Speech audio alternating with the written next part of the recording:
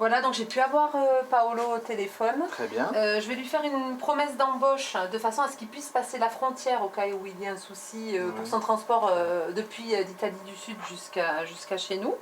Dans ce 4 étoiles, les réservations pour l'été sont encore timides, mais l'équipe doit être prête quoi qu'il arrive. Angélique veille à ce que Paolo, le sommelier napolitain, arrive sans encombre.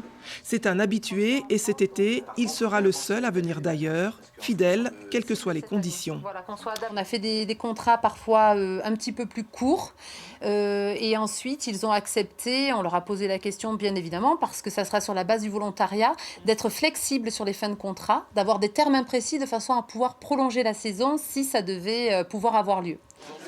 Le 25 juin sonnera le début de la saison d'été aux Deux Alpes. Les commerçants, ceux qui ont décidé d'ouvrir, sont plus curieux de connaître le taux de fréquentation à venir que de s'en faire pour le recrutement.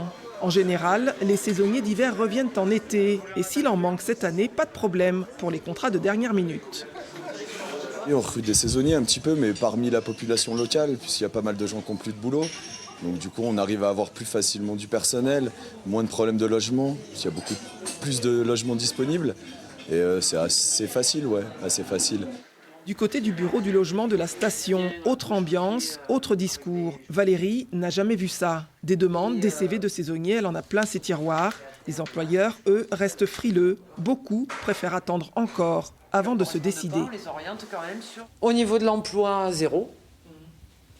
On n'a rien à proposer. Et au niveau des logements, habituellement l'été, on loue une trentaine de logements. Et déjà, à partir du mois de juin, là, on en a loué 4.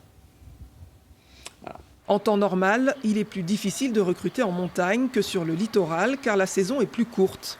Cette année, mer ou montagne, tout le monde navigue à vue. En face, les candidats sont nombreux et motivés.